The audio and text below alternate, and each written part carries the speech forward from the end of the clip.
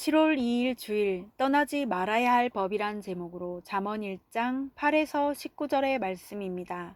사랑의 하나님 감사합니다. 오늘도 우리에게 말씀 묵상의 시간을 주심에 감사합니다. 잠언 말씀을 통하여서 말씀대로 믿고 살고 누리는 인생이 될 수 있게 하시고 이 시간에도 우리가 지혜를 얻기 원합니다. 주여 말씀하여 주시옵소서. 이 시간도 우리와 함께 하실 것을 믿으며 감사드리옵고 예수님의 거룩하신 이름으로 기도드립니다. 아멘. 본문의 말씀입니다. 내 아들아 내 아비의 훈계를 들으며 내 어미의 법을 떠나지 말라. 이는 내 머리에 아름다운 관이요 내 목에 금사슬이니라. 내 아들아 악한 자가 너를 끌지라도 따르지 말라. 그들이 내게 말하기를 우리와 함께 가자. 우리가 가만히 엎드렸다가 사람의 피를 흘리자. 죄 없는 자를 까닭없이 숨어 기다리다가 수올같이 그들을 산채로 삼키며 무덤에 내려가는 자들같이 통으로 삼키자. 우리가 온갖 보화를 얻으며 빼앗은 것으로 우리 집을 채우리니 너는 우리와 함께 제비를 뽑고 우리가 함께 전대 하나만 두자 할지라도 내 아들아 그들과 함께 길에 다니지 말라. 내 발을 금하여 그 길을 밟지 말라. 대저 그 발은 악으로 달려가며 피를 흘리는 데 빠름이니라. 새가 보는 데서 그물을 치면 헛이겠거늘 그들이 가만히 엎드리면 자기의 피를 흘릴 뿐이요 숨어 기다림은 자기의 생명을 해야 할 뿐이니 이익을 탐하는 모든 자의 길은 다 이러하여 자기의 생명을 잃게 하느니라. 아멘. 도움말입니다. 수올은 사후에 머무는 저승 또는 지하세계를 가리키는 히브리어입니다. 전대는 돈이나 물건을 몸에 지니기 위해 천으로 길게 만든 자루입니다. 본문 요약입니다. 아비의 훈계와 어미의 법은 듣는 이에게 유익을 줍니다. 악한 자들이 달콤한 유혹으로 유익을 줄 것처럼 속이지만 이는 피를 흘리는데 빠른 일입니다. 속는 자든 속이는 자든 욕심을 향해 달려가는 사람은 결국 생명을 잃게 됩니다. 오늘의 중보기도입니다. 목회자들이 믿음과 경건의 법을 떠나지 않고 악한 자들의 속임에 빠지지 않도록 지켜주옵소서. 아멘. 본문 해설입니다. 첫 번째, 부모의 훈계의 법 8에서 9절의 내용입니다. 하나님이 창조하신 질서 중에 가장 바탕이 되는 것이 바로 가정의 질서입니다. 그래서 솔로몬은 독자들을 내 아들이라고 부릅니다. 자녀를 양육하는 부모의 심정으로 솔로몬이 독자들에게 하나님의 지혜를 전하고 있는 것입니다. 부모의 훈계와 법을 듣고 떠나지 말라는 말씀은 주님이 가정의 질서 가운데 부모를 통해 주시는 가르침에 순종하라는 뜻입니다. 또한 부모는 자녀를 자기 뜻대로 가르치지 말고 오직 주의 교훈과 훈계로 양육해야 합니다. 적용 질문입니다. 부모님이 나에게 가르쳐 주신 믿음의 훈계와 법이 있습니까? 내 자녀에게 남겨줄 한 가지 교훈은 무엇입니까? 두 번째, 악한 자들의 속임 10에서 16절의 내용입니다. 매 순간 나에게 다가오는 유혹은 사실 내 이기적인 욕심에서 비롯됩니다. 악한 자가 남에게 피해가 가더라도 나는 손해보지 말자며 교묘히 속삭이는 꼬임에 내가 넘어가는 것도 결국 내 안에 돈 욕심이 있기 때문입니다.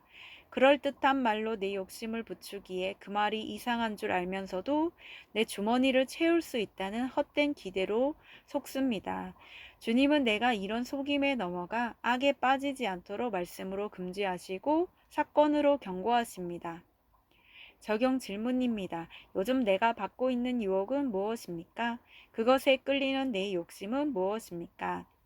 세 번째, 욕심의 결과 17에서 19절의 내용입니다. 교회 공동체 안에서 말씀으로 양육을 받지 않으면 내 지식이 아무리 많고 판단이 정확해도 결국 내 욕심으로 남의 것을 빼앗으려는 악행에 동참하고 맙니다. 그런데 그 욕심의 결과는 내가 기대한 것과는 반대로 내 피를 흘리며 내 생명을 해하는 것입니다. 하나님이 아닌 이익을 탐하는 모든 자는 망하는 길로 갈 수밖에 없습니다.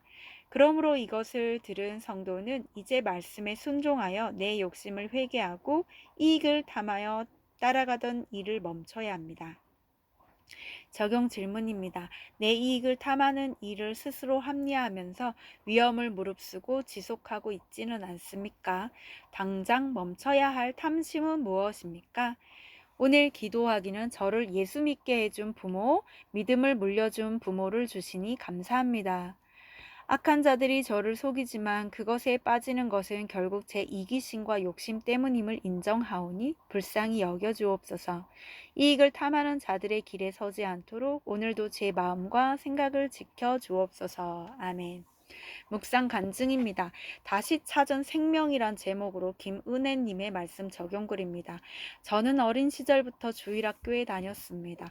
그런데 중학생이 되면서 거리가 멀다는 이유로 다니던 교회를 떠나 동네에 있는 교회에 출석했습니다.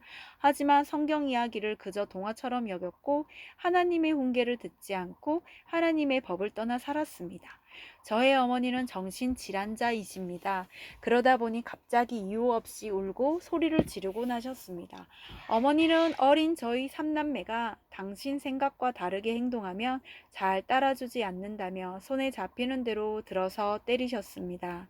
그렇게 오빠와 저 동생은 한창 사랑과 돌봄을 받아야 할 시기에 부모님으로부터 적절한 보호를 받지 못했습니다.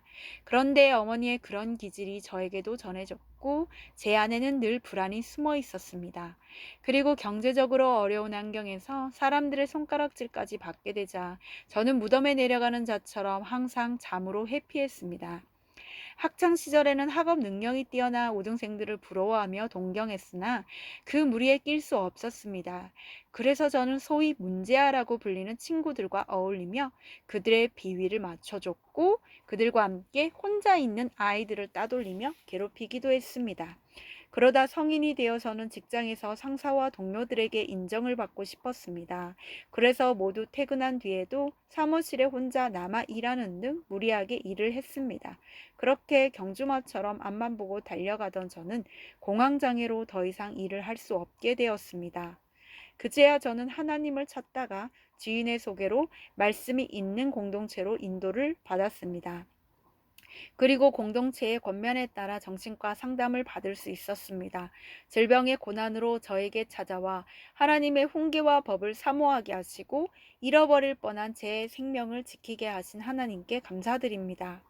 이분에 적용하기는 불안한 마음이 들 때 저의 상태를 기록하며 그날 큐티 말씀을 다시 한번 읽고 묵상하겠습니다. 불안이나 공황장애로 힘들어하는 친구와 동료에게 큐티인을 주며 말씀을 전하겠습니다. 입니다.